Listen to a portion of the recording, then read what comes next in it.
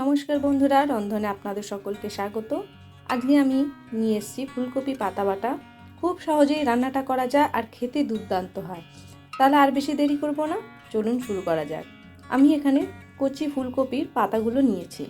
পাতা যত কচি হবে তত এর স্বাদ ভালো হবে। এবার শুধু ডাঁটিগুলোকে বাদ দিয়ে আমি পাতাগুলোকে নিয়ে নিচ্ছি এইভাবে কেটে। এই যে দেখুন, মাঝখানের এই যে শিরা ডাঁটিটা আমি বাদ দিয়ে দিচ্ছি, দিয়ে শুধু পাতাটা নেব। এইভাবে আমি সমস্ত পাতা কেটে নিলাম।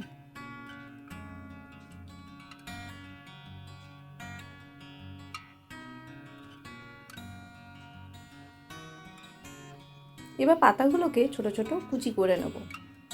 খুব বেশি কুচি করার দরকার হয় না, কারণ এটা আমি সেদ্ধ করব।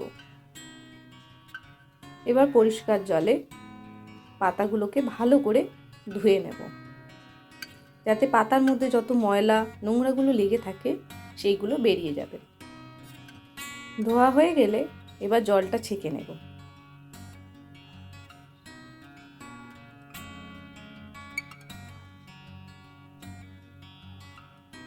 এবার কড়াইতে পরিমাণ মতন জল দিয়ে পাতাগুলো দিয়ে দেব।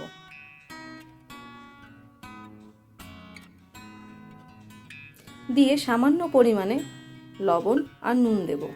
আমি এখানে হাফ চা চামচ নুন দিলাম আর 1/4 চা চামচ হলুদ গুঁড়ো দিলাম। দিয়ে 5 মিনিটের মতন জল ফুটতে দেব, যাতে শাকটা সেদ্ধ হয়ে যায় বা পাতাগুলো সেদ্ধ হয়ে যায়। এবার খুন্তি দিয়ে একটু নাড়িয়ে দেব, যাতে সবকটা পাতা ভালোভাবে সেদ্ধ হয়ে যায়। সেদ্ধ হয়ে গেছে, এবার আমি বন্ধ করে দিলাম গ্যাস। এবার মিক্সচার জারে আমি পাতাগুলোকে দিয়ে দিলাম সেদ্ধ করা, আর তাতে 2টো কাঁচা লঙ্কা। আপনারা যদি ঝাল খেতে পছন্দ করেন সেই বুঝে কাঁচা লঙ্কা দেবেন। আর 2 কোয়া রসুন দিলাম, আর 16টার মতন গোলমরিচ দিলাম গোটা।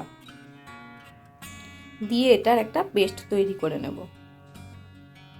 এরকম পেস্ট তৈরি হয়ে গেছে।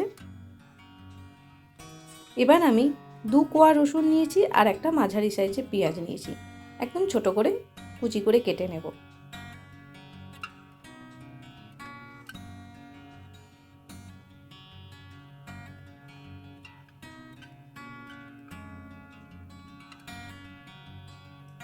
কাটা হয়ে গেল আমার।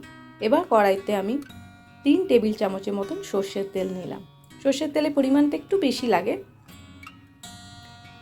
এবার তাতে একটা শুকনো লঙ্কা ফোড়ন দিলাম আর 1 চা চামচ গোটা জিরে দিয়ে কেটে রাখা পেঁয়াজ আর রসুনটা আমি দিয়ে দিলাম।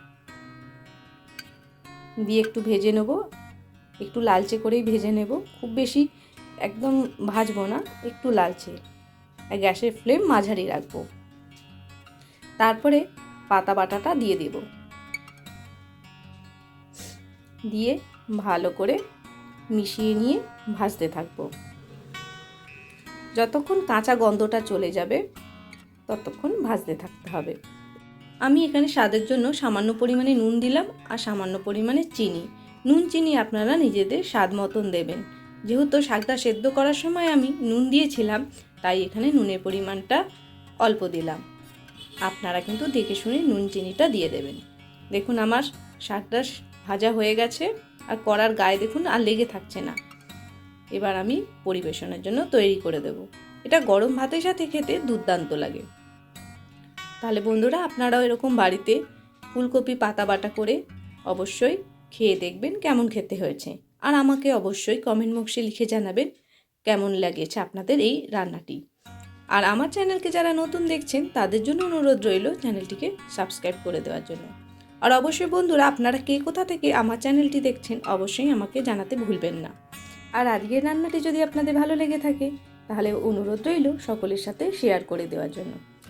আর অবশ্যই আপনারা আমাকে কমেন্টে লিখে জানাবেন কেমন লেগেছে আজকের রান্নাটি। তাহলে বন্ধুরা, আজকে এইটুকুই। পরবর্তীকালে আবার কোনো নতুন রান্না নিয়ে আমি হাজির হব। ততক্ষণের জন্য বিদায় নিচ্ছি।